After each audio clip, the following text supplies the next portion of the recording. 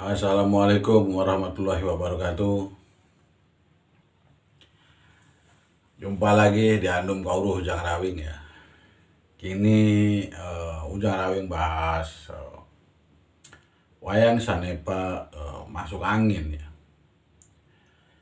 Masuk angin ini banyak orang nganggap enteng ya. Misalkan dikerik misalkan dan segala macam ya. Itu angin ya.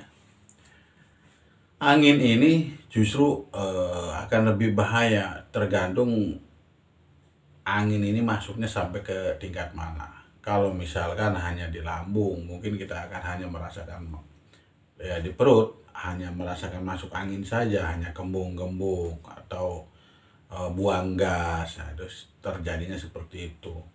Tapi kalau masuknya ke usus, kita bisa jadi tipes ya,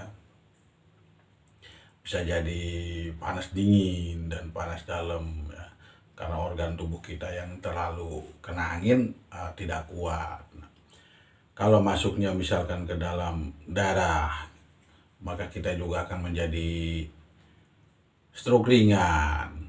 Kalau masuknya ini, kalau fatal kalau sampai angin ini masuk ke dalam jantung dan jantung ini tidak berdenyut. Kalau jantung sudah tidak berdenyut, lewat sudah ya kan gitu. Nah, terus angin ini kalau sudah masuk ke dalam jantung ya, ke dalam hati, bahkan sampai ke dalam tulang, itu namanya sebut rematik. Kalau udah masuk ke tulang itu rasanya udah linu-linu ya. Kalau sudah masuk ke dalam tubuh, seperti hal-hal seperti itu akan membahayakan. Lalu dengan cara apa mengobati masuk angin hal-hal yang seperti ini? Misalkan mungkin kalau yang istilahnya ringan ya, kalau bahasa saya, kalau istilah baru masuk ke perut tuh ringan, bisa kita pakai minyak tanah atau daun kemangi ya, kita gecek, tempelin di pusar bisa. Atau buat yang masuk angin untuk anak kecil, bisa dikerik dengan pakai bawang ya, di apa namanya, belah jadi dua, satu siung itu digosokin bisa. Nah itu buat yang anak kecil yang masuk anginnya. Terus bagaimana tentang masuk angin yang fatal, misalnya seperti yang masuk ke dalam jantung, yang ya itu yang sifatnya fatal. Itu kalau tidak segera tertolong bahkan bisa lewat. Nah itu perlu dipencet ya, perlu dipencet di urat-urat sandi, bisa di apa namanya, urat tumit kaki ya belakang bisa, atau di cengkokan bawah dengkul ya misalkan, atau di 3 urat yang di bawah pusar urat besar. Nah, bisa di situ. Karena kalau tidak tertolong dengan angin yang seperti ini akan membahayakan. Nah, angin-angin ini gitu.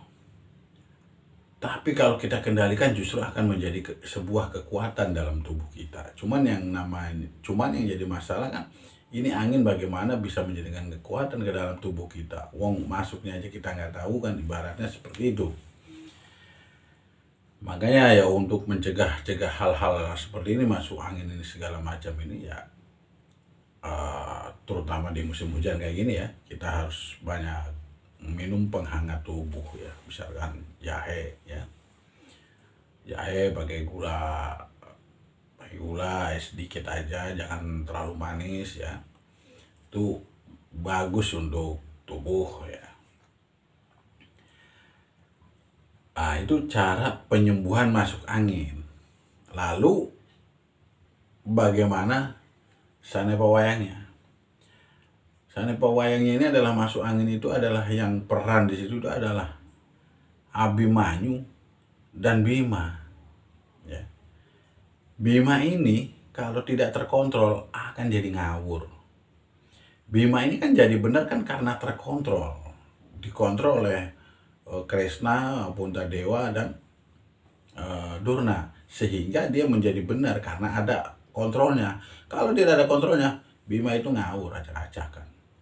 Nah, Abimanyu ini cuma mengikuti mengikuti segala macam. Sama Abimanyu itu walaupun dia punya pendirian bagus, kalah sama bapaknya.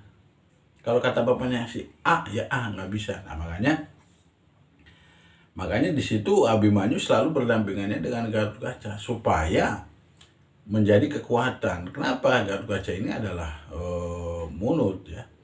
Artinya pola makan kita memang diatur supaya memang tubuh ini menjadi kuat kalau pola makan dengan yang diatur. Supaya tidak masuk angin, bagaimana caranya, itu si Gatot-Kaca. Makanya kemanapun si Gatot-Kaca itu pergi, Abimanyu ya disitulah selalu mengikuti. Nah, itu akhirnya kalau Gatot-Kaca dengan Abimanyu sudah bersatu, maka akan menjadikan kekuatan. Nah, itu artinya kalau urat nadi kita ini kita isi dengan makanan yang baik atau minuman yang benar, maka tubuh kita ini akan menjadi baik dan akan menjadi sehat. Nah, itu saja Sanepa Wayang yang masuk angin ya. Semoga bermanfaat dan